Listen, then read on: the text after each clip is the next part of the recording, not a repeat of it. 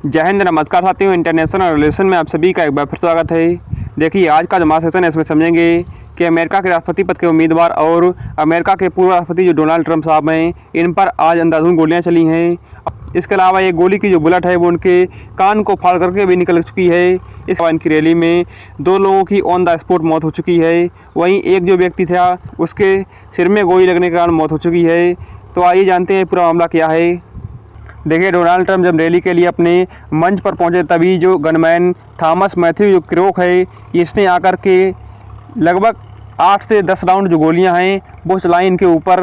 इसके अलावा जो डोनाल्ड ट्रंप है उन्होंने एसोसिएशन यानी कि राजनीतिक कारणों से हत्या करने का आरोप लगाया है। इसके अलावा जो 2024 वाले जो यूएस के प्रेसिडेंट के जो इलेक्शन है उसमें बहुत ही ज़्यादा इनस्टेबिलिटी बनी हुई है। और डोनाल्ड ट्रंप पर जो हमला हुआ है इसको लेकर के ट्वीट है वो भारत के प्रधानमंत्री नरेंद्र मोदी ने भी किया है, जिसमें उन्होंने कहा है कि deeply concern my attack on my friend former president of Donald Trump, strongly condemn the incident, violence has no place in politics and democracy, यानी कि राजनीति और जो डेमोक्रेसी है इसमें हिंसा की कोई भी जगह नहीं है। यह बात भारत के प्रधानमंत्री नरेंद्र मोदी ने कही है। इसके अलावा डोनाल्ड ट्रंप की पार्टी के अपोजिट नेता जो बराक ओबामा है उन्होंने कहा है दिया है देश की डेमोक्रेसी में राजनीति के लिए हिंसा की कोई भी जगह नहीं है। यह पूरी बात है, यह बराक ओबामा ने कही है। इसके अलावा बराक ओबामा ने कहा है कि हमारे और मिशेल की तरफ से पूरी कामना है कि आप बहुत ही जल्दी रिकवर हों। देखिए, डोनाल्ड ट्रंप पर जो हमला हुआ इसकी पूरी घटना पर बात करें तो जैसे ही डोनाल्ड ट्रंप मंच पर पहुंचे तो उसी समय इनके ऊपर लगभग 5 से 8 राउंड जो गोलियां हैं वो गनमैन ने दाग दी। इसके इतना होते हुए सीक्रेट सर्विस के जो एजेंट हैं वो पूर्व राष्ट्रपति पर हमला होते हुए तुरंत एक्टिव हो गए। इसके अलावा न्यूयॉर्क टाइम के फोटोग्राफर डग मिल्स ने एक फ़ोटो भी ली है जिसमें जो फ्लाइंग करती हुई जो बुलेट है उसको फ़ोटो में दिखाया गया है, जिसको आप यहाँ पर देख सकते हैं। वहीं बात करें हमला करने वाले शख्स की तो आप इस मैप में देख सकते हैं कि यहाँ पर ट्रंप का स्टेज था जहाँ पर ट्रंप अपना भाषण देने वाले थे और इसी स्टेज से सिर्फ 400 फीट की दूरी पर हमलावर स्थित था। और ये जो हमलावर था यह मैन्युफैक्चरिंग यूनिट की जो एक बिल्डिंग थी उसकी छत पर स्थित था। इसकी छत पर जो टीन सेट थी उसी के आड़ में बैठा हुआ था। जैसे ही ट्रंप स्टेज पर पहुंचे तो उसने लगातार 5 से 8 राउंड जो गोलियां हैं वो ट्रंप पर दाबी, जिसमें आप एक जो गोली है वो ट्रंप के कान में भी लगी हुई थी, जिसको आप यहाँ पर देख सकते हैं।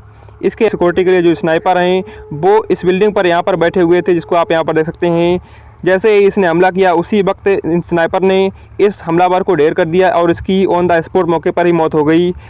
लेकिन जब हमलावर ने ट्रंप पर गोली चलाई तो ट्रंप के पीछे खड़े हुए शख्स के सिर में गोली लग गई और उससे शख्स है वो ऑन द स्पॉट उसी जगह पर डेथ हो गया। इस प्रकार से इस अटैक में 2 लोगों की ऑन द स्पॉट मौत हो गई, यानी कि एक हमलावर की और एक हमलावर ने दूसरे व्यक्ति के सिर में गोली मार दी।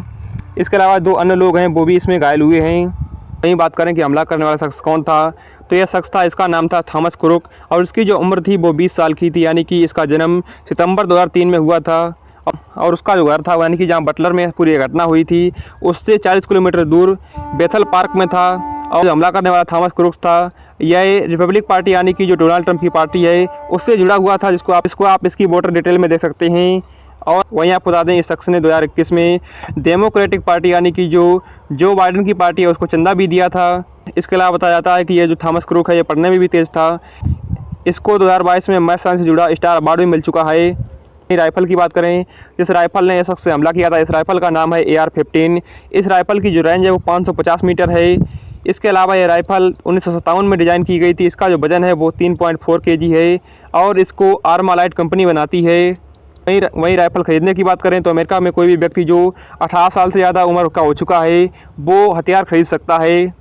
डोनाल्ड ट्रंप हैं वो इसका खुला समर्थन भी करते हैं। इसके अलावा अमेरिका में 52 साल बाद ऐसा देखने को मिला है कि कोई राष्ट्रपति उम्मीदवार के ऊपर हमला हुआ हो, क्योंकि 52 साल पहले 1972 में जॉर्ज C.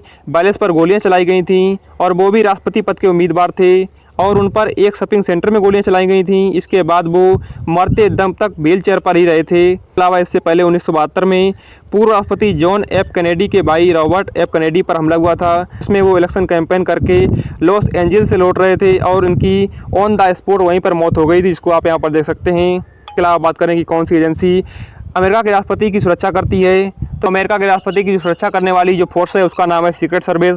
यह जो फोर्स है वो स्पेशली अमेरिका के राष्ट्रपति और पूर्व राष्ट्रपति की सुरक्षा करने के लिए बनाई गई है। जिस प्रकार से भारत में एसपीजी का गठन भारत के प्रधानमंत्री की सुरक्षा के लिए किया गया है, उसी प्रकार से जो अमेरिका है यहाँ पर जो राष्ट्रपति की सुरक्षा है उसका जिम्मा सीक्रेट सर्विस को दिया गया है।